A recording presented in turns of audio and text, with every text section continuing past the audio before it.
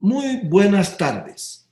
Estamos aquí con María Estela Esbampa desde Buenos Aires, Argentina, Alberto Acosta desde Quito, Ecuador, y mi persona, Pablo Solón, desde La Paz, Bolivia, para dialogar, para conversar sobre la actual coyuntura, sobre lo que está pasando y sobre todo sobre lo que hay que hacer.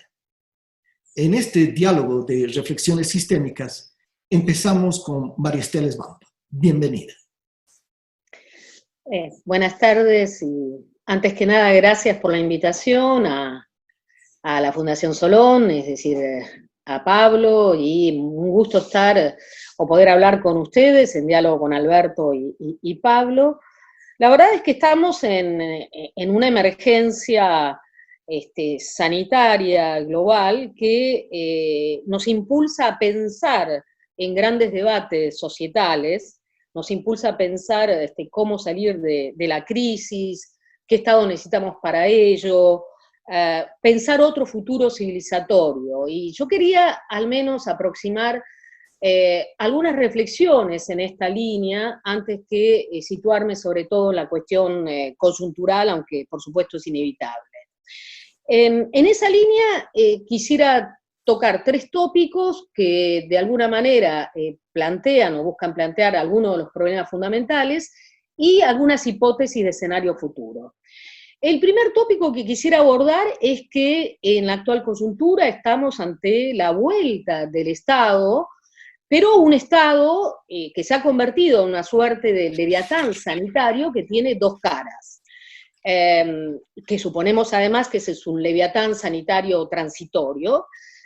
Por un lado reaparece el Estado social, vemos que en todo el mundo se están aplicando fuertes medidas de intervención social del Estado, lo cual incluye gobiernos que tienen un Estado fuerte, una tradición, como el caso de Francia, de Alemania, pero también lo vemos en países en donde no es el caso, uno podría decir Estados Unidos, que recientemente ha lanzado un paquete también de ayuda social muy, muy importante.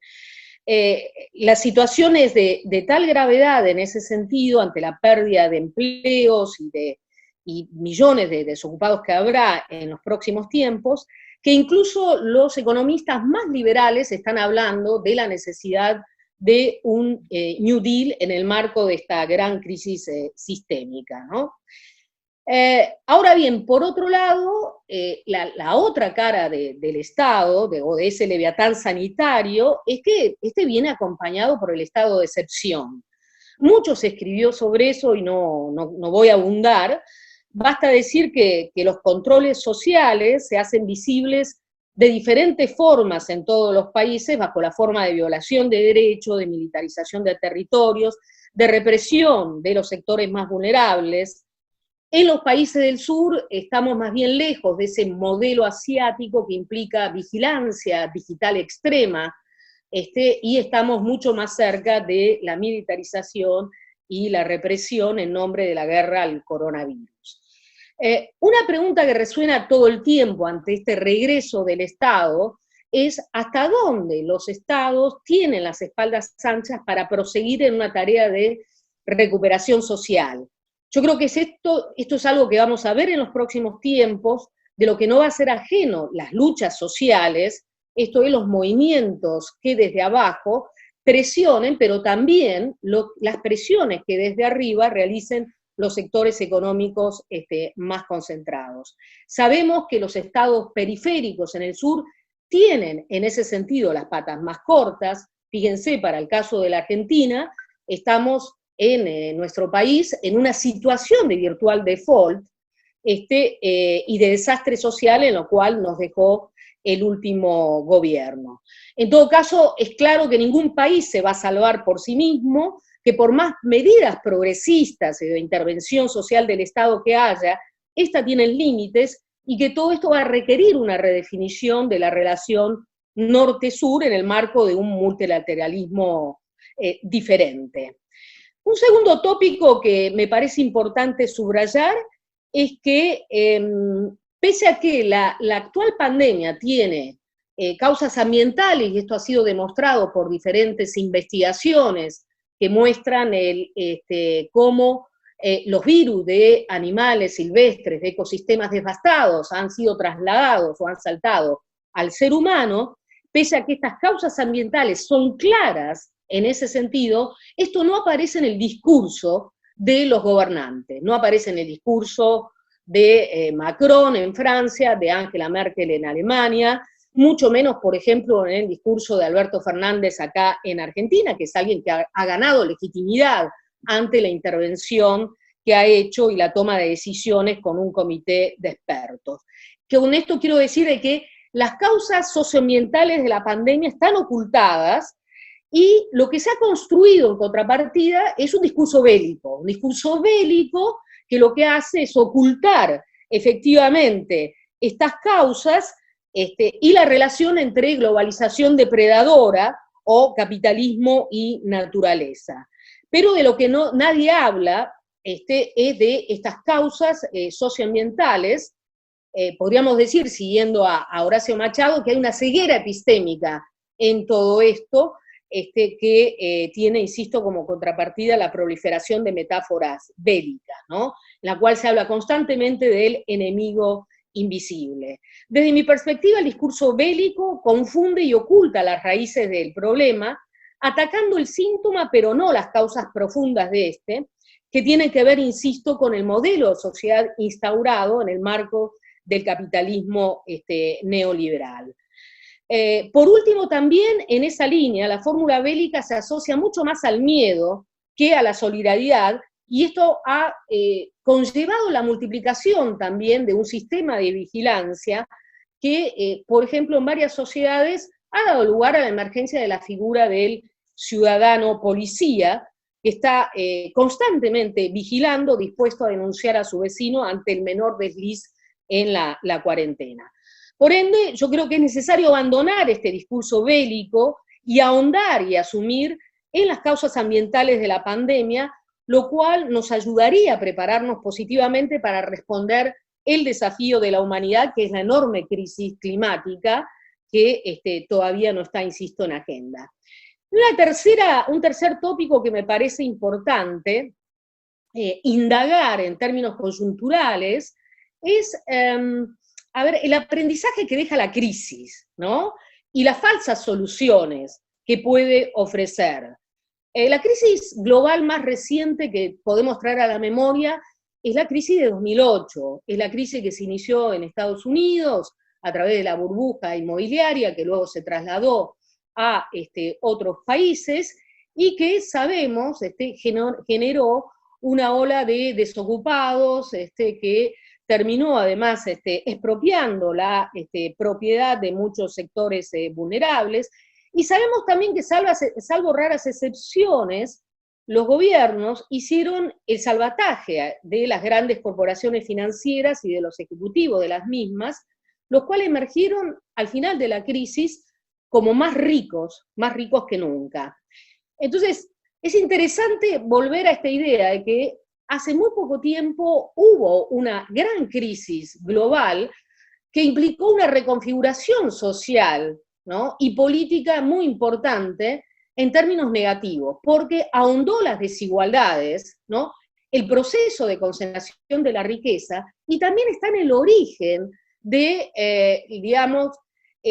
de la emergencia de nuevos liderazgos políticos de derecha, de extrema derecha sobre todo, en Estados Unidos, en Europa y de modo más reciente en América Latina. En América Latina la crisis de 2008 no se sintió quizás con tanta virulencia porque vivíamos bajo el consenso de los commodities en un momento en el cual todos los países aprovechaban esa etapa de rentabilidad extraordinaria exportando materias primas a gran escala. Sin embargo, al final de este ciclo encontramos a nuestros países más pobres, más desiguales que nunca, y también con un fuerte proceso de represión y de criminalización tanto de los activistas de derechos humanos como de los activistas ambientales, por no recordar el proceso también de concentración de la tierra, que es producto también de la expansión de la frontera agropecuaria. Entonces, en esa línea a mí me parece que es importante rescatar las falsas soluciones para que éstas no emerjan como posibles ejemplos ante la salida que hay que pensar a una crisis global de esta envergadura. La crisis de 2008 ha dejado en un gran brete a la humanidad porque profundizó las desigualdades y el extroactivismo no fue una solución, sino todo lo contrario en los países latinoamericanos.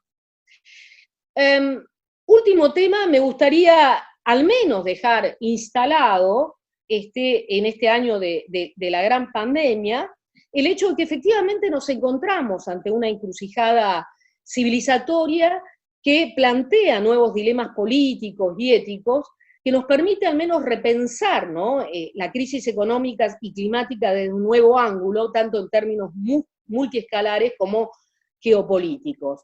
Yo creo que podríamos formular el dilema de la siguiente manera: o vamos hacia una globalización neoliberal más autoritaria, un paso más hacia el triunfo del paradigma de la seguridad, de la vigilancia digital instalada por el modelo asiático, también descrito por el pensador coreano Byung-Chul Han, nunca me sale bien el apellido, menos sofisticado en nuestros países periféricos del sur global, o bien, sin caer en una visión naif o ingenua, la crisis puede abrir a la posibilidad de la construcción de una globalización más democrática ligada al paradigma del cuidado, ¿no?, y también a políticas públicas que podrían orientarse a un nuevo pacto ecosocial y económico.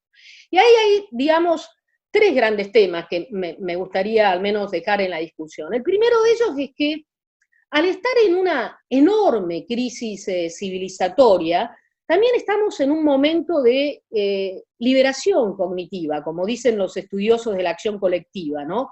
Un momento en el cual es posible la redefinición de la situación, esto es, pensar como viable y posible aquello que hasta hace poco tiempo era pensado como inviable o como inimaginable.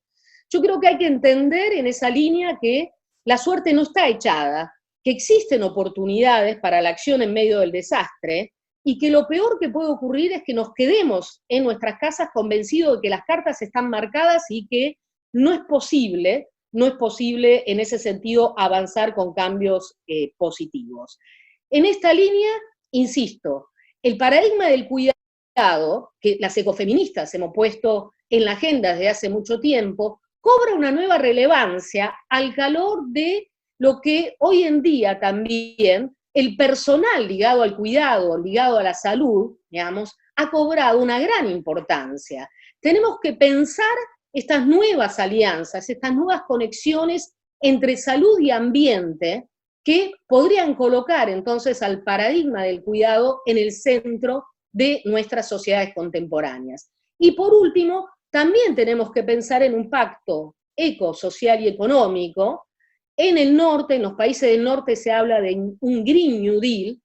En América Latina no tenemos una tradición o un recuerdo, una memoria ligada al Plan Marshall o ligada a New Deal, pero sí tenemos una tradición de lucha y una tradición de pensamiento crítico ligada a la transición socioecológica, ligada al post-extractivismo, al post-desarrollo, que creo yo habría que poner en la agenda, en la discusión, en ese diálogo norte-sur que hoy es necesario entablar para poder articular de una vez por todas la justicia social con la justicia ambiental. Yo dejaría aquí porque efectivamente ya me pasé del tiempo. Muchas gracias. Muchísimas gracias, María Estela. Bueno, yo quería plantear fundamentalmente 5 cuestiones, ¿no? La primera es que estamos en los albores de una ola de protestas sociales a nivel mundial nunca antes vista. Creo que lo que tenemos no es solo un problema de salud, sino un problema social de características mundiales, globales, que no ha existido antes en la historia. Y este problema social está empezando apenas a manifestarse. El día de hoy en Bolivia, en 2 ciudades, Trinidad y Riberalta, la población, los mototaxistas, rompieron el coronavirus y salieron a protestar. Hace unos días hubieron huelgas en Lombardía, porque no se les garantiza la situación de salud a ellos ni a sus familias. Hemos tenido un pequeño paro en el caso de Amazonas en Estados Unidos. Hemos tenido choques de la población china en la provincia de Hubei con la policía, por un problema de que se dice que ya se ha resuelto el problema del coronavirus, sin embargo no se les permite la movilidad. Entonces, esto que apenas lo estamos empezando a ver, va a extenderse, masificarse mucho más, porque es imposible pretender que una cuarentena de estas características dure por mucho tiempo si no se garantizan las condiciones de vida, sobre todo para una población trabajadora y que vive día al día. Entonces, esta confrontación se va a ir incrementando. Y estos conflictos sociales pueden ser, por un lado, asimilados por el sistema, con algunos paliativos, pueden ser aplastados, pueden ser derrotados, o también pueden ser victoriosos. Y la clave a la situación actual está en cómo esta nueva oleada, que recién se empieza a prefigurar, va a concluir.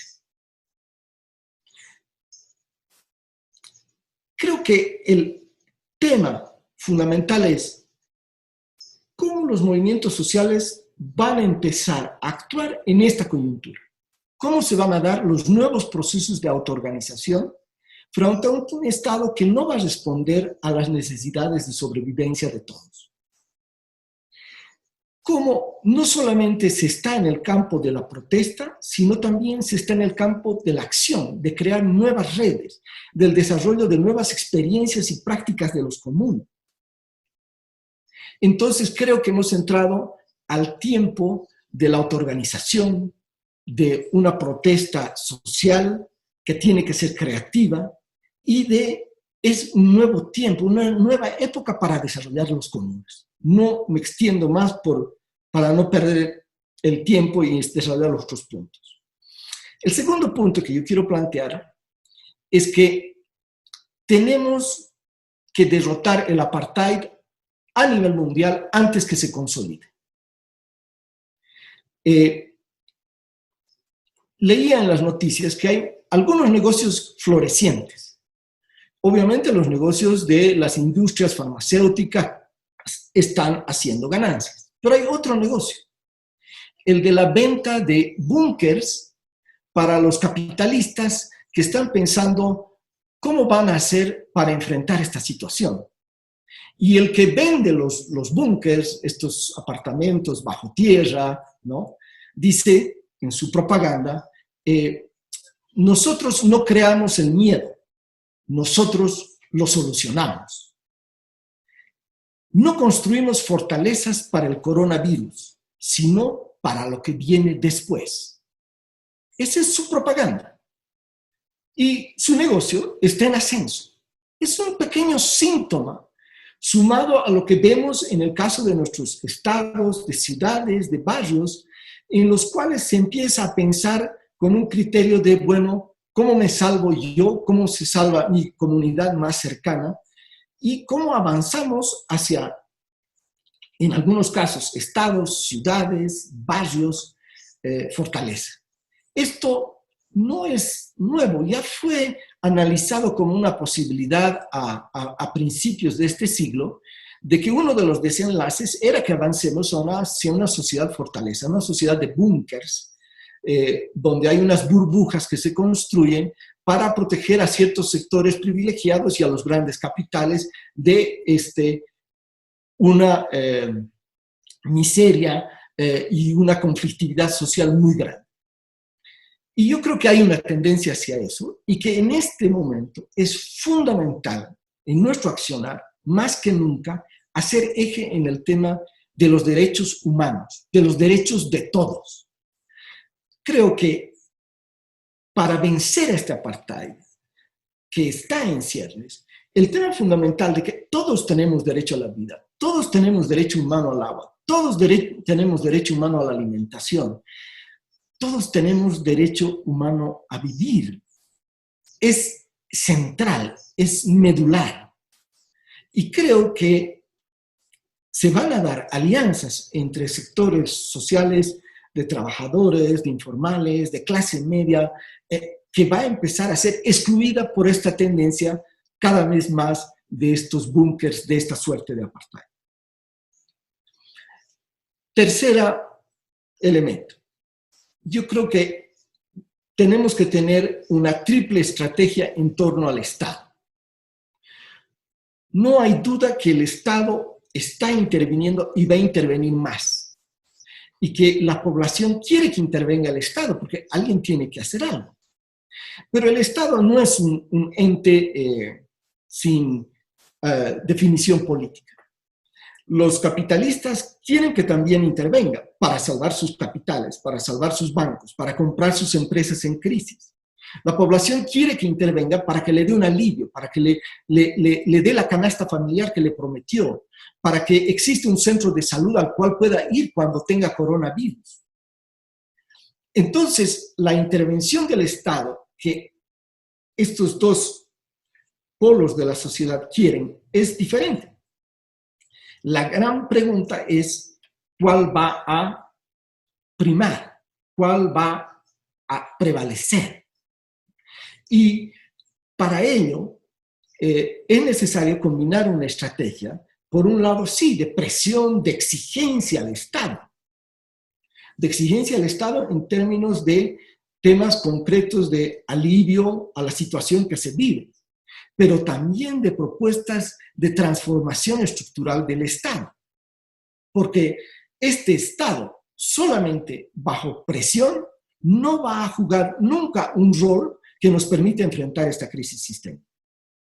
Y por último, aunque haya esa presión, aunque haya esa transformación, si no hay la generación de mecanismos de contrapoder que se generan desde la sociedad civil para empezar a tomar en sus manos la solución de problemas a nivel local, municipal, no vamos a poder alcanzar el objetivo fundamental de esta triple estrategia, que es una democratización del poder. Voy al cuarto punto. El cuarto punto es el reencuentro con la naturaleza. Este es un tema clave, porque lo que nos está pasando con el coronavirus es grave, pero lo que se viene con el cambio climático es mucho peor. Hay un artículo de las Naciones Unidas que muestra lo que va a provocar el cambio climático y por qué es peor que el coronavirus, y así lo dice. No solo en términos de virus que van a quedar liberados porque se está derritiendo el permafrost, sino por todo lo que nosotros conocemos de lo que va a provocar la elevación de la temperatura del planeta. Entonces, una propuesta desde la sociedad civil, desde los movimientos sociales, tiene que empezar a tomar este tema como un tema central.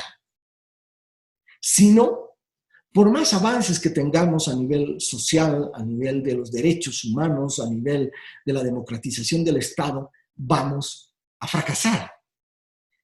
Creo que en ese sentido, la combinación entre los derechos humanos y los derechos de la madre tierra y los derechos de la naturaleza pasa a ser un tema prioritario en esta nueva etapa.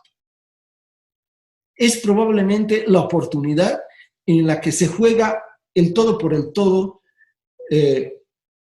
los postulados de los derechos de la naturaleza de la madre tierra. Por último, el quinto punto, tiene que haber una reconfiguración de la mundialización. Esta globalización al servicio del capital ha fracasado. Pero, ¿cómo la vamos a reconfigurar? ¿Cómo reconfiguramos el mundo? Porque está claro que no puede haber soluciones locales o solamente nacionales. Pero para esto tiene que haber otras Naciones Unidas, otra clase de multilateralismo. Un tema fundamental, por ejemplo, las patentes sobre propiedad intelectual. Este tiene que ser un tema que lo tenemos que levantar en todo momento. Ya hay casos de compañías que se están negando a liberar sus patentes en esta crisis sanitaria. Eso es criminal. El tratado, el acuerdo de propiedad intelectual de la OMC tiene que acabar. El tema de que nosotros tenemos que ir hacia un multilateralismo que no sea de discurso, sino que tenga poder.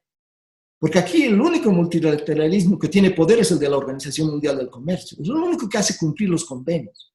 Y aquí tiene que haber unas Naciones Unidas que pueda hacer cumplir y que haga cumplir a los más poderosos, a la China, a Estados Unidos, a Francia. Sin eso, no hay otra mundialización. Y tenemos que asumir de que hay una parte de la soberanía de los estados que vamos a tener que traspasar hacia esa mundialización. Sin eso, esto no es posible, porque lo que se haga en la Amazonas, lo que se haga en la China, va a afectar a otras partes del planeta y por eso tenemos que ir hacia una mundialización diferente, real, no retórica. Muchas gracias y mil disculpas por haberme pasado del tiempo. Alberto, como dicen, tienes la palabra. Empezaría saludando a todas las personas que nos están viendo y nos están escuchando. Y por cierto, en primer lugar a María Estela y a Pablo. Es un gusto poder compartir con ustedes algunas reflexiones, algunas ideas de lo que está sucediendo en el mundo. Y empezaría por anotar que no estamos viendo una película.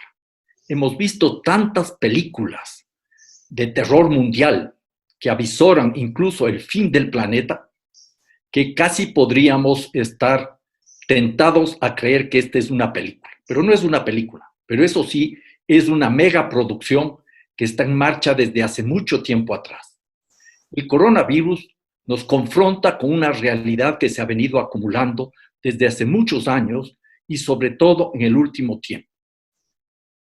Pablo y María Estela han hablado del cambio climático.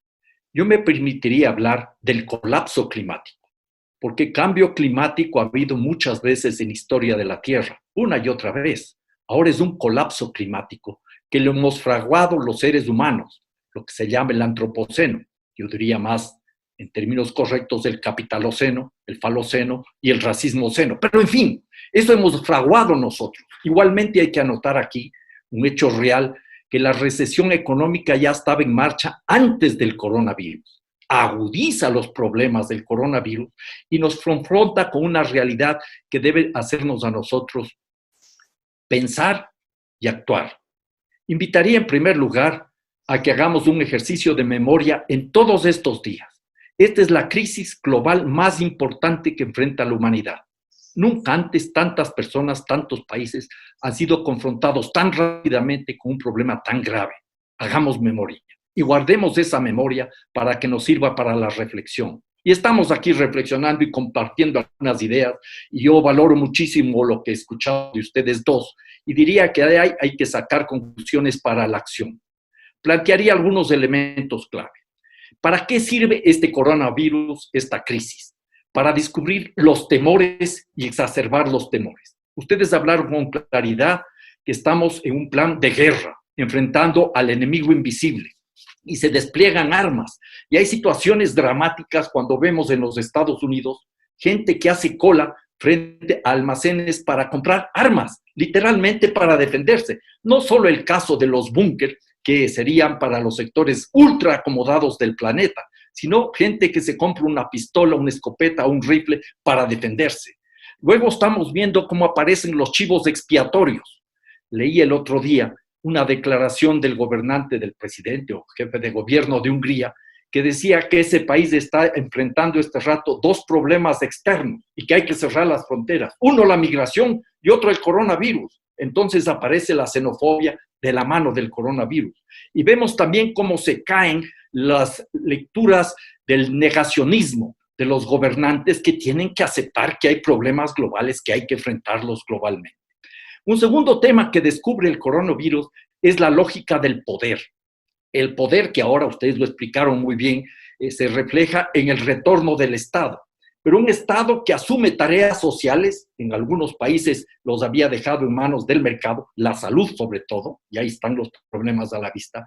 Un Estado que quiere garantizar la seguridad a sus ciudadanos, no solo la seguridad social, sino la seguridad para mantener el status quo. Y un Estado que aparece también, caso de Alemania o de los Estados Unidos, nuevamente como empresa de reparaciones del sistema. Mete millones de dólares o de euros para sostener las grandes empresas para que todo siga igual.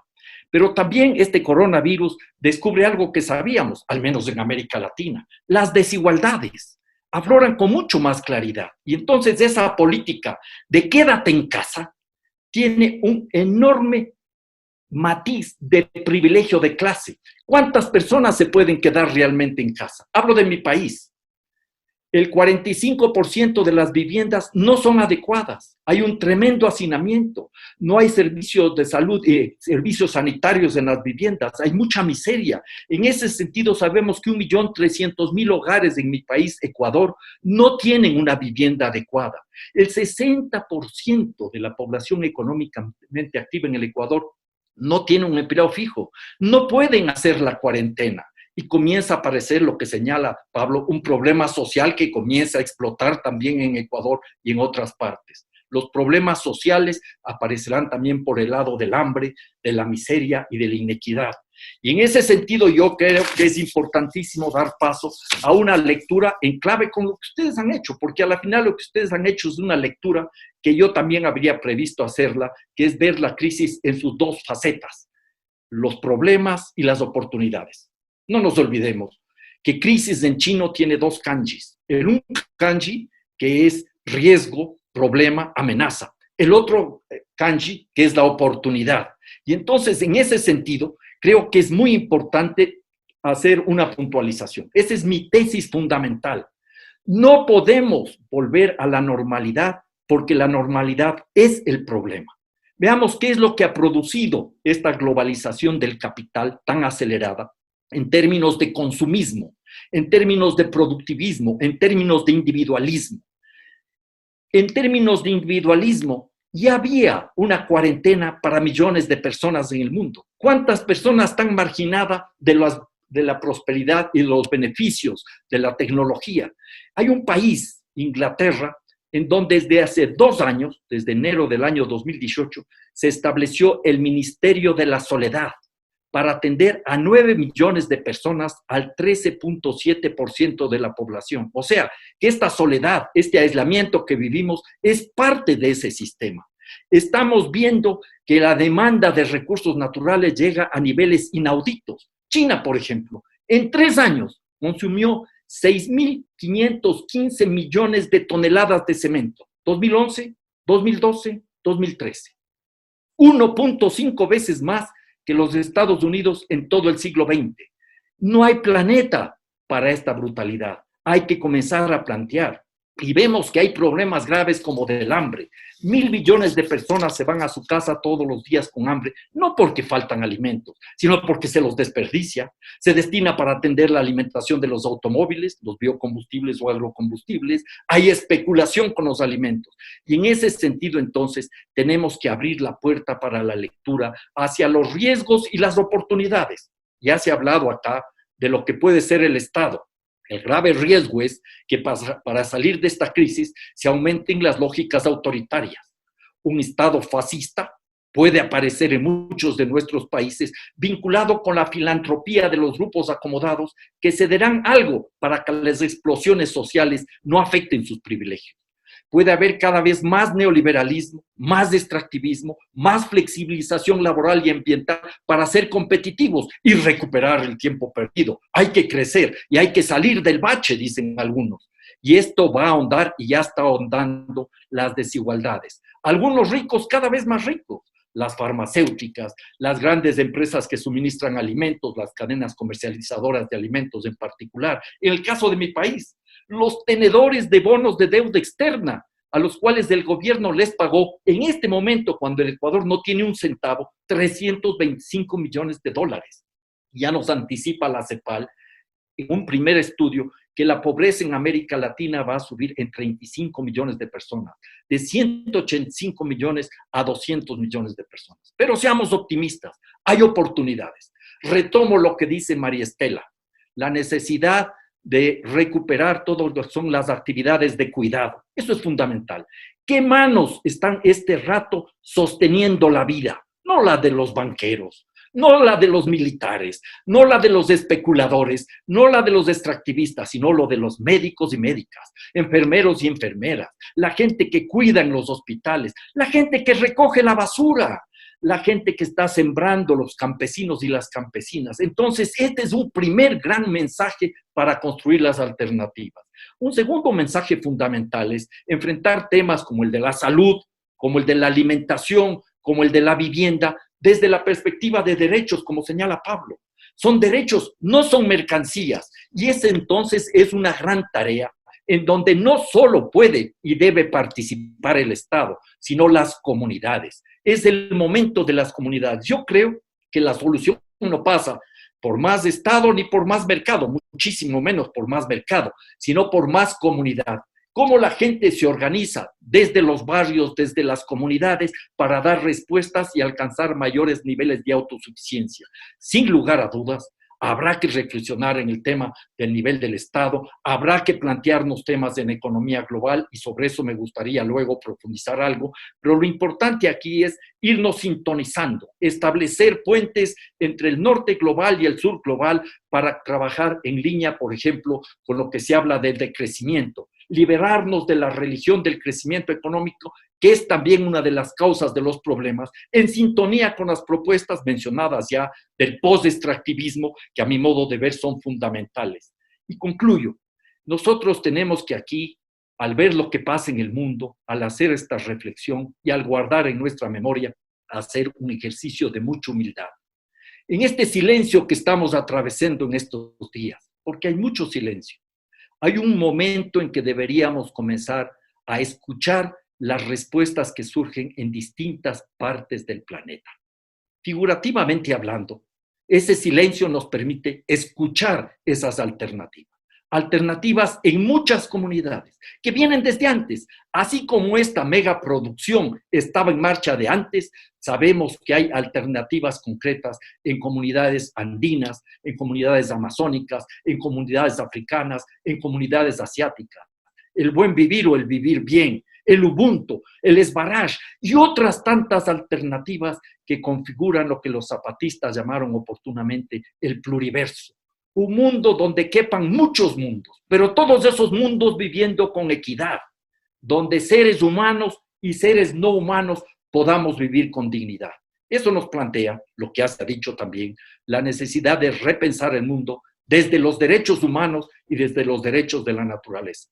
Los dos derechos van de la mano. Justicia social y justicia ambiental son consecuentes, concurrentes, y ninguno de los dos puede funcionar al margen del otro. Creo que por ahí tenemos muchas coincidencias y algunos puntos para seguir la discusión. Muchísimas gracias, Alberto. Ahora vamos a pasar a un diálogo entre nosotros más informal a partir de estas tres presentaciones. No sé si tú, María Estela, quisieras empezar. Bueno, antes que nada, gracias y ha sido muy interesante escucharlos a ambos. También creo, como Alberto, que tenemos muchas coincidencias y una plataforma de diálogo también avalada por muchos años de encuentros e intercambios en nuestra América Latina y en clave también de sur a norte, ¿no? A ver, tres cuestiones me gustaría subrayar. La primera de ellas, yo insistiría en la importancia que adquiere el paradigma del cuidado y esta alianza, digamos, y esta posibilidad de conversación entre el legado, digamos, el aporte del ecofeminismo y el movimiento feminista que tiene hoy en día tanta importancia en todo el mundo, con el personal de la salud, el personal sanitario, que es hoy en día el que está precisamente asumiendo en el centro, digamos, de la batalla, y que tiene mucho para aportar y un grado de conciencia, sobre todo, sobre la gravedad que asumen los problemas entre salud y ambiente. Creo que ese, insisto, es un punto fundamental en donde movimientos feministas, el personal de la salud, podría efectivamente construirse un diálogo privilegiado, al mismo tiempo que también creo que los jóvenes que han tenido tanta importancia en los últimos tiempos, desde el efecto Greta Thunberg en adelante, deberían asumir un protagonismo mayor en este escenario de lucha que se abre, del cual has hablado tú también tanto, Pablo. Una segunda cuestión que a mí me parece esencial es que esta crisis, es cierto, ha traído al Estado, tenemos que pensar qué Estado necesitamos, y el grado de tensión y de contradicción que implica entre intereses diferentes, pero se ha abierto una oportunidad en la cual vuelven a hablarse de temas que habían quedado fuera de la agenda. Por ejemplo, hace unos días la UNCTAD, esto es la conferencia de la ONU sobre comercio y desarrollo, trajo a la palestra el tema de un jubileo de la deuda, nuevamente, ¿no? Y en varios países también se trae a la palestra el tema del ingreso universal ciudadano, ¿no? Detrás de esta acción, muchas veces deficitaria, de los estados para pensar en términos de ciudadanía y no de control social o de mecanismos digamos, de complementación o de control de la pobreza. Entonces, ahí me parece que hay una oportunidad, insisto, que se abre y que hace necesario, no voy a desarrollar el tercer tema, voy a cerrar en hace necesario el hecho de que pongamos en clave ecológica toda esta discusión sobre el retorno del Estado, qué Estado necesitamos, porque la tendencia es que esta clave desaparezca como tal, aparezca diluida, si no, y nuevamente, no digo que confrontemos con el liberalismo duro, pero sí confrontemos con un progresismo desarrollista que nuevamente persiste en su ceguera epistémica. Alberto, no sé si tú quieres entrar en la conversación. Por supuesto, yo quiero entrar en la conversación y profundizar algunas cosas, rescatando algo que dice María Estela que es fundamental. Recuperar, fortalecer y amplificar esas luchas de resistencia que surgen desde movimientos tan vigorosos como el movimiento feminista, con todas las complicaciones, debilidades, es uno de los movimientos más transformadores que existe este rato en la humanidad, y creo que hay que sintonizarlo también con las luchas de la juventud. Eso me parece que es clave, ese es un punto fundamental. Ahora, yo rescataría la necesidad de trabajar en la cotidianidad, teniendo presente esto que dice María Estela, el paradigma del cuidado. Salud, alimentación, vivienda, son cuestiones claves en el marco de una relación armónica con la naturaleza. Y simultáneamente, y aquí quiero hacer yo hincapié, también tenemos que pensar en clave global. Hay que tener mucho cuidado de las respuestas globales, porque lo que podría suceder es que se configure una suerte de gobierno universal autoritario, que entre los grandes se pongan de acuerdo y nos impongan sus normas y sus reglas. Pero a pesar de eso, yo sí creo que es el momento de abordar con propuestas concretas. Planteemos cosas puntuales y cosas más de largo plazo. En el cortísimo plazo, hay que proponer la desaparición de los paraísos fiscales. Allá fluye demasiado dinero del mal llamado tercer mundo. De cada dólar que viene de la llamada ayuda al desarrollo, que habría que cuestionarla, 3 regresan a los paraísos fiscales. Esa es la realidad. Un segundo punto, el famoso impuesto Tobin para combatir la especulación financiera. Un tercer punto que para mí es clave y fundamental, un Tribunal Internacional de Arbitraje de Deuda Externa Soberana. Ya se ha discutido 2 veces en Naciones Unidas y eso debería venir atado con una moratoria generalizada de deudas, este jubileo del que hablaban, ¿ya? Que ya se puso en marcha en el año 31 y en el año 32, hace cerca de un siglo, cuando el presidente Hoover planteó el no cobro y el no pago de las deudas externas. Fue tarde, no se pudo suspender o enfrentar adecuadamente la gran recesión, pero esta sería una opción. Y luego también hay que trabajar en clave con la construcción de un Banco Central Mundial en donde no tengan nada que ver ni el Banco Mundial ni el Fondo Monetario Internacional, que paulatinamente tienen que ir desapareciendo. Un Banco Central Mundial en manos de unas nuevas Naciones Unidas controlada por los pueblos de todo el mundo. De lo contrario, lo que vamos a ver es una nueva forma de dominación del capitalismo global que se disputará a dentelladas los restos del planeta. Y eso es algo que nosotros, al menos yo pensando en mis nietos y en mis nietas, no podemos tolerar. Yo coincido plenamente con lo que dicen, ¿no? Quisiera reafirmar que, pero un tema, ¿cómo podemos imaginar una mundialización si no existen cambios en los estados nacionales? Porque el multilateralismo, el sistema de las Naciones Unidas, en última instancia parte de lo que son los estados nacionales. Entonces, yo creo que el paso fundamental para un banco a nivel mundial pasa por cómo vamos cambiando los escenarios a nivel nacional dentro de estos estados nacionales para que empiecen a asumir una posición distinta en el contexto internacional. Creo que en ese sentido la lucha va a ser bien territorial. Territorial incluso de comunidades, de regiones, dentro de algunos sectores de los países, para ir a partir de ahí creciendo a lo nacional y a lo internacional. Creo que en esta lucha es fundamental el tema del derecho a la información. Yo veo en el caso boliviano, lo que está conmoviendo a todos sectores populares de clase media es los gobiernos no están informando, no están diciendo la verdad, nos están mintiendo. También en la China. Y muchos creemos que la China superó el problema del coronavirus, pero no es así. Hay suficientes artículos y noticias que llegan de allí y que muestran que la situación no había sido de esa forma. Resulta que la China no cuenta los casos de coronavirus que no presentan sintomatología.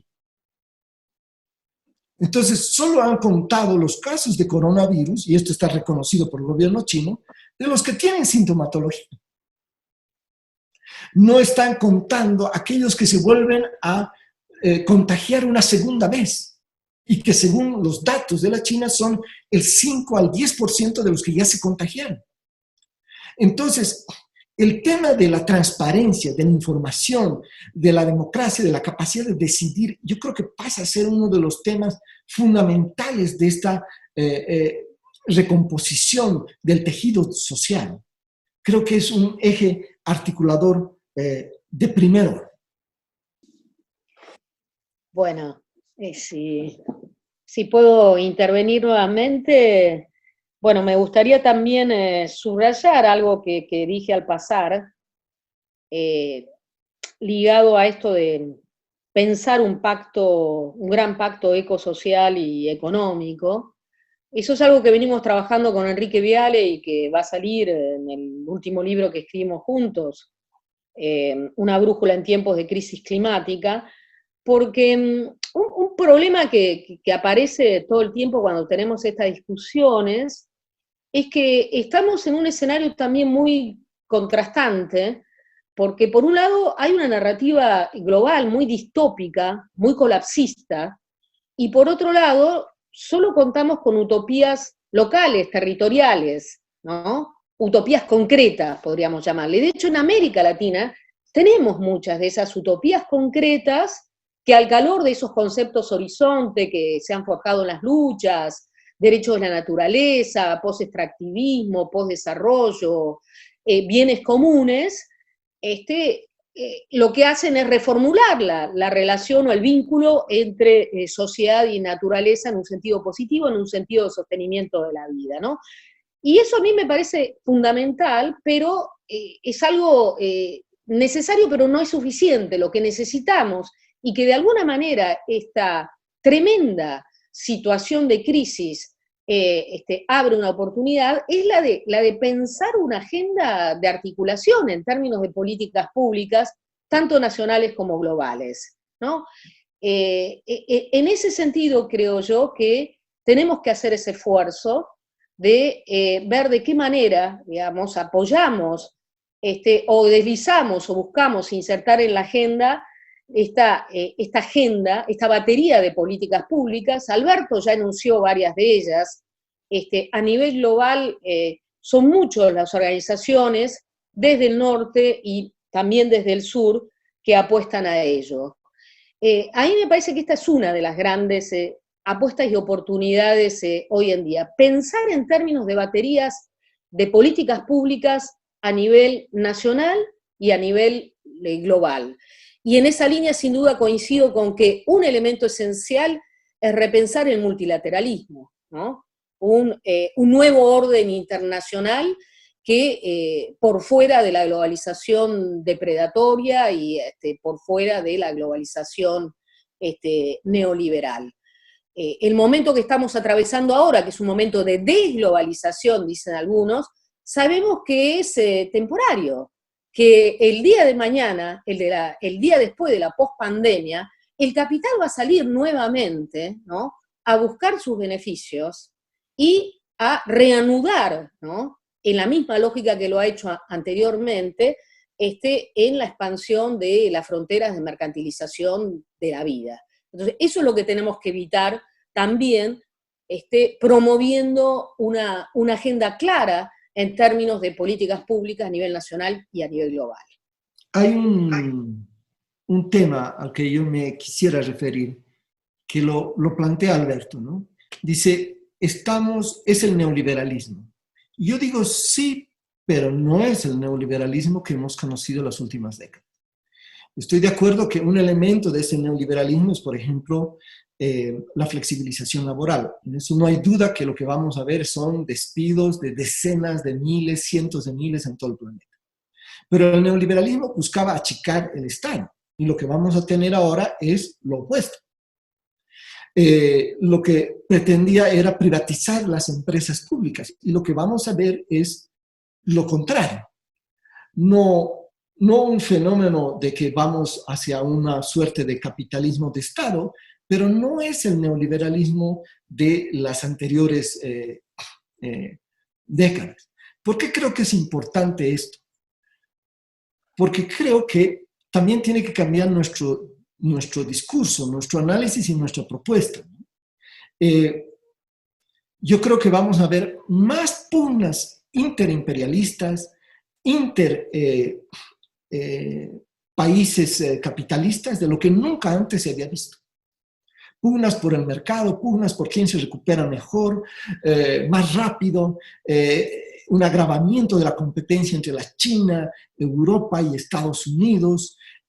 Veo difícil en la actual coyuntura una unidad de estos poderes capitalistas a nivel mundial para redefinir el planeta. Lo que yo veo es que avanzamos hacia un capitalismo más caótico, más de caos, donde lo que vamos a tener son acciones descoordinadas en unos países, en otras regiones, y vamos a tener reacciones desde sectores nacionales, sectores económicos, que van a estar que se van a articular de forma muy diferente a lo que fue la globalización neoliberal que empezó en los 80 y que para mí llegó a su prácticamente fin en el año 2008, abriéndose una fase de crisis sistémica. Entonces, ¿por qué lo marco esto? Porque creo que nuestras estrategias tienen que articularse y diseñarse para enfrentar este capitalismo del caos, que tiene elementos del neoliberalismo, pero no es el neoliberalismo. Me gustaría hacer unas puntualizaciones partiendo del hecho de que cada vez va a haber más disputas entre las distintas potencias que controlan partes de la economía mundial. Eso es evidente, eso lo dije, se van a disputar a dentelladas el retorno a la normalidad. porque para ellos la normalidad va a ser recuperar el tiempo perdido en términos de acumulación del capital, en términos de crecimiento económico, en términos de colocación de sus productos en el mercado. Van a tratar de volver a la senda de la prosperidad, a la senda del progreso y del desarrollo, que son los causantes de esta debacle, digámoslo también de paso. Pero en ese escenario, Pablo, va a estar vigente algo que es esencial en la lógica del capitalismo: la acumulación de capital permitiendo la mercantilización de prácticamente todo. Se ha mercantilizado la tierra, se ha mercantilizado la naturaleza, los bosques, se ha mercantilizado el clima, hay el mercado de carbono, se mercantiliza la información, se mercantiliza el ADN. Y en este escenario hay dos elementos fundamentales en donde el Estado tiene que intervenir para ayudar la acumulación de capital. Uno, la ampliación de las fronteras extractivistas, por ejemplo, la ampliación de las márgenes de flexibilización laboral, y también tiene que aparecer el Estado como empresa de reparaciones. El Estado es la mano visible del mercado en nuestros países y fuera de nuestros países. Y en ese contexto, entonces, vamos a tener una suerte de neoliberalismo transgénico que ya se vivió en algunos países con gobiernos progresistas. Un Estado fuerte que hace las tareas que querían los neoliberales. El caso concreto de Ecuador con Rafael Correa. Se impone la megaminería a sangre y fuego con un Estado fuerte, algo que no consiguieron los gobiernos neoliberales. Entonces, este neoliberalismo transgénico, o esta forma en la cual el Estado nuevamente es funcional al mercado y a la acumulación del capital, se va a ver exacerbado. ¿Qué hacer frente a eso? Ahí es mi propuesta: trabajar en todos los niveles de acción estratégica posibles.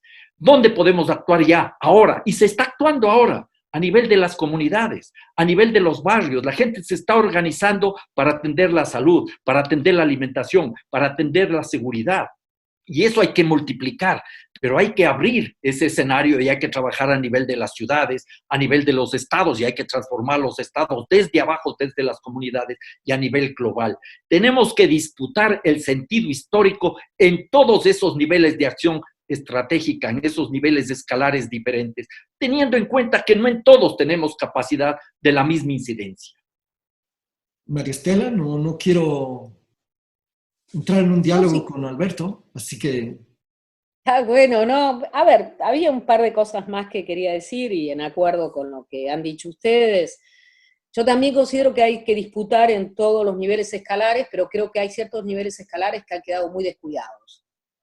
Que sobre todo en América Latina, insisto, la pasión por las utopías concretas ha hecho, no solo la pasión por las utopías concretas, sino los fracasos con los gobiernos progresistas, ha hecho que descuidemos una instancia que es la instancia nacional de puja en el marco del Estado. No lo digo porque esté en un país en el cual hay nuevamente un progresismo débil, progresismo liberal, como el mismo se ha definido Alberto Fernández, de ninguna manera, sino porque creo necesario de alguna manera articular los distintos niveles escalares, porque corremos el riesgo de que en un marco de capitalismo del caos, para decirlo con los términos de Pablo, resistamos solamente a nivel territorial y local y terminemos, como Voltaire decía, cultivando nuestro propio jardín. Entonces la crisis abre esta oportunidad para que pensemos entonces sí una conexión entre los distintos niveles escalares. Es quizás la última oportunidad que tenemos en este contexto.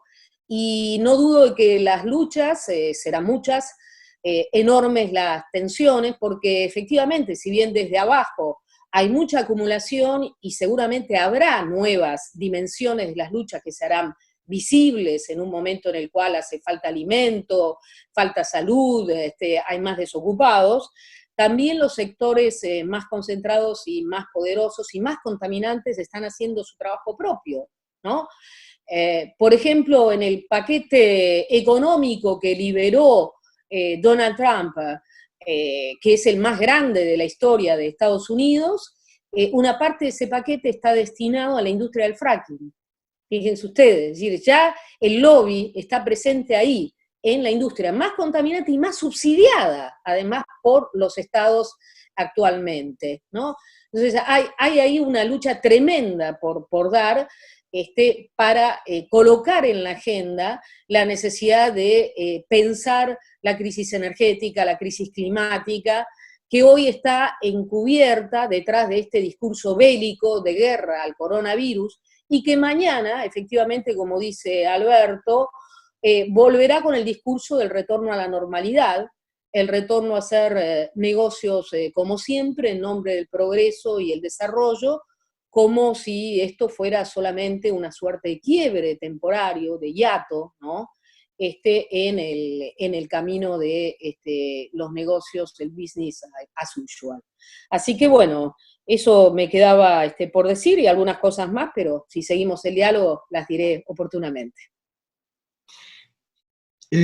Yo coincido plenamente contigo, María Estela. El tema es cómo es esto que tú le llamas, escalar, no quedarse solamente en lo local, aunque lo local creo que es el principal punto de partida, porque es donde se actúa, donde se controla el territorio, donde se lo puede autogestionar, pero tiene que estar articulado con propuestas a nivel de estados nacionales, propuestas en relación a la naturaleza, propuestas en relación a la mundialización, pero obviamente el riesgo es que nos quedemos en esto, que es lo local, que yo creo que va a ser el primer paso, o debería ser el primer paso de este proceso escalar de la movilización social. El otro tema al que me quiero referir es el de la normalidad. Yo creo que no hay vuelta a la normalidad. O sea, que el capitalismo, aunque lo quieren, no vuelve a la normalidad. La China, aunque lo quieran, no vuelve ya a la normalidad. Se lo está viendo ya desde ahora, ¿no? Entonces, esta anormalidad que se caracteriza por una crisis y por una crisis sistémica, o sea, no es una crisis sanitaria, una crisis ecológica, una crisis social, no, es una crisis del sistema en su conjunto, y del sistema, no solamente del sistema capitalista, es prácticamente del sistema del planeta de la Tierra cuando entramos en el tema del colapso climático, como lo marca Alberto. Entonces, en esa medida, obviamente, entramos en una situación donde el desafío es cómo pasar de demandas que son coyunturales, de asistencia, urgentes, a demandas cada vez más estructurales, más holísticas, que integren las múltiples dimensiones de la problemática y de sus soluciones. Creo que si en los diferentes sectores sociales se avanza en esa dinámica, es posible encontrar una salida, es decir, aprovechar esta que probablemente sea una de las últimas oportunidades de la humanidad como un todo. Coincido con ustedes en todo, pero habría que hacer aquí una puntualización que me parece importante. Ya está en marcha una serie de acciones en diversas partes del planeta, aún antes de que se pusiera en escena esta gran megaproducción del coronavirus y la recesión global patrocinada por el colapso climático. Ya está en marcha. No es bueno hacer propaganda ni promoción, y menos en un espacio como este, pero me permitiría recordar, y tengo sobre mi escritorio, un libro que editamos con una serie de amigos, alguien de Colombia, Arturo Escobar, Ashish Kotari de la India, Ariel Saleh de Australia y Federico de María de Italia, El Pluriverso.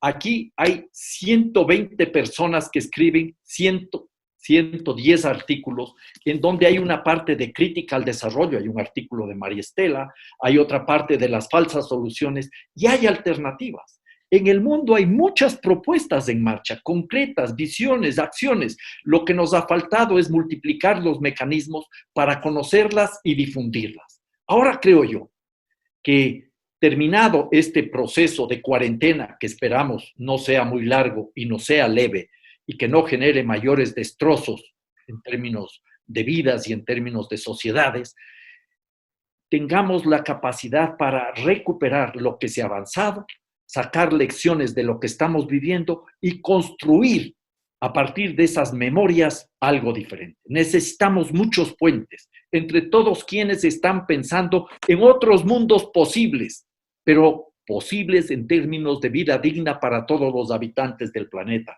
seres humanos y seres no humanos. Ese es uno de los grandes retos. ¿Cómo creamos ahora esos canales, esos puentes que nos permitan ir construyendo desde lo local hasta lo más nacional, lo regional y lo global? Todos los ámbitos escalares de acción son fundamentales e importantes, pero hay unos donde tenemos mayor capacidad de incidencia y esos son donde tenemos que trabajar con mayor fuerza, sin descuidar los otros. Bueno, vamos a una última ronda para concluir nuestra muy grata e interesante discusión. María Estela.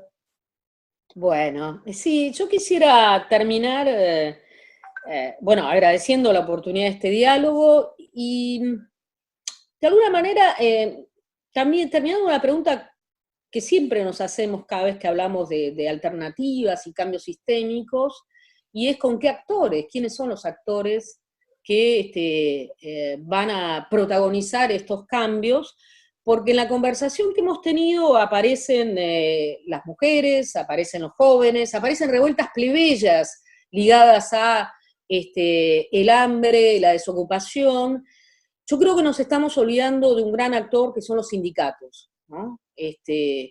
Aunque creo que los has nombrado al pasar, Pablo, a mí me parece que son como un actor olvidado en la agenda de cambio, si bien hay mucho dicho en términos de transición socioecológica, en relación a la transición justa, los sindicatos de trabajadores de distinto tipo están muy golpeados, van a ser los más golpeados en esta crisis, porque se van a producir millones de desocupados, y además va a haber también un aumento de la flexibilización laboral.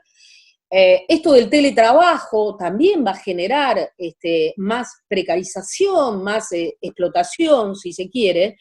Entonces tenemos que ver de qué manera poder integrar en una agenda de cambio común a los sindicatos, que siempre han sido sectores bastante renuentes a pensar en la transición socioecológica y los dilemas que plantea el cambio climático, ¿no? Muchísimas gracias. Alberto, tus palabras finales. Bueno, coincido con María Estela, es necesario comenzar a identificar los actores, aunque en realidad muchos actores ya están en marcha. Por ejemplo, todos aquellos grupos que resisten a los extractivismos en las distintas esquinas de nuestra América. Son actores en donde confluyen campesinos y no campesinos, hombres y mujeres, sobre todo mujeres que están liderando, y en ese escenario tenemos que ver que los actores no van a ser como eran antes, que levantaban esa vanguardia de la revolución. No, aquí son múltiples actores. La gran tarea es cómo ayudamos, cómo contribuimos nosotros con nuestras reflexiones, con un granito de arena, para que se entrelacen estas luchas de resistencia y de reexistencia, que son cada vez mayores. Lo que está sucediendo este rato en muchos barrios y en muchas comunidades de nuestra América, a este instante, es una resistencia no solo al coronavirus, sino a esas respuestas autoritarias, a la desigualdad, a la inequidad, a la violencia que ya viene desde antes. Entonces es muy importante enfrentar no solo el tema de la precarización del trabajo, sino la precarización de la sociedad en su conjunto. Y cierro con una llamada de optimismo. El día en que se acabe la cuarentena y podamos salir a la calle, a dar un abrazo a un amigo o a una amiga, yo a besar a mis nietos y a mis nietas, que han sido con gusto, lo hagamos con optimismo y que vayamos cargando en nuestra memoria todo lo que hemos vivido, todo lo que hemos reflexionado, todo lo que hemos aprendido. El mundo tenemos que cambiarlo con creatividad, con mucha lucha y mucha alegría. Muchísimas gracias, Alberto. Agradecerles a ustedes profundamente por este diálogo. Creo que son tiempos nuevos. Nunca antes habíamos visto una situación como la que estamos viviendo ahora.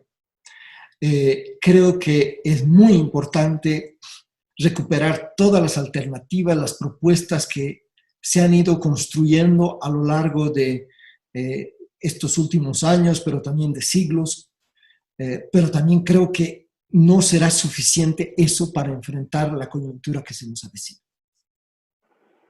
Yo creo que el desafío es cómo a partir de esta nueva realidad repensamos todas estas alternativas que hemos venido discutiendo y compartiendo en el Foro Social Mundial, en diferentes encuentros y diferentes reuniones, para, a partir de ellas,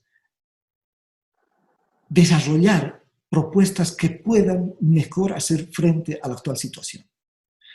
Creo que, como dice María Estela, los sindicatos ahora empiezan o tienen todas las posibilidades de ser un factor clave. Otro factor, otro sector muy importante, los pueblos indígenas, van a sufrir terriblemente. El coronavirus tarda en llegar allí, pero cuando llega, la situación de los pueblos indígenas los hace extremadamente vulnerables. El tema de la autogestión del territorio se vuelve una prioridad casi de sobrevivencia a todos los niveles, ¿no?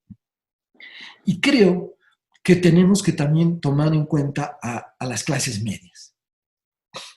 Las clases medias, yo veo, hay un cambio, porque sienten que su vida, su existencia está en peligro, no como clase, como seres humanos. Entonces, creo que avanzamos sí hacia múltiples actores, como lo plantea Alberto, donde creo que en el centro se va poniendo más a los seres humanos como tales.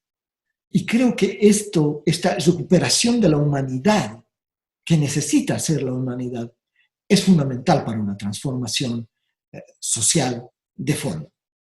Bueno, muchísimas gracias. María Estela, por favor, claro que sí. Sí, bueno, no, simplemente como para cerrar también, hacer un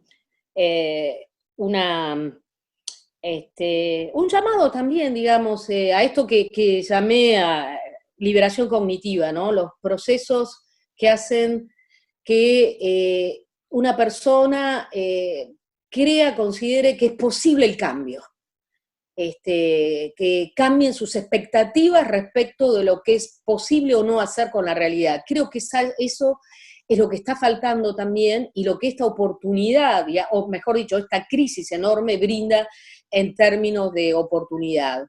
Una liberación cognitiva que haga posible no solo luchar contra el capitalismo neoliberal en sus diferentes formas, no solo luchar contra el progresismo desarrollista y su ceguera, sino también contra el pesimismo que hay, ¿no?, en ciertos sectores, ese pesimismo colapsista que hoy en día también esta tragedia que está pasando el mundo está alentando. Si promovamos esa liberación cognitiva que hace posible la idea de que podemos cambiar la realidad, que las cartas no están marcadas. Me siento motivado a decir una cosa final y muy rápido. María Estela acaba de tocarme una de mis fibras cuando habla de las visiones colapsistas. Hay mucha gente que tiene un pesimismo innato. Hay mucha gente que dice no hay nada que hacer porque estamos sentados en el Titanic. Incluso el Titanic pudo haberse salvado. No es el momento para explicar cómo. Hay gente que lo ha estudiado. Yo creo que aunque estuviéramos sentados en el Titanic, debemos hacer un enorme esfuerzo para seguir en la banda de músicos del Titanic, tocando con entusiasmo y alegría hasta el último momento. Amigos y amigas, les agradezco esta oportunidad que me han brindado. Sigamos pensando en otros mundos posibles. Muchísimas gracias, Alberto. Muchísimas gracias, María Estela. Será hasta una próxima oportunidad para continuar este diálogo que ha sido extremadamente constructivo. Muchísimas gracias. Gracias a ustedes.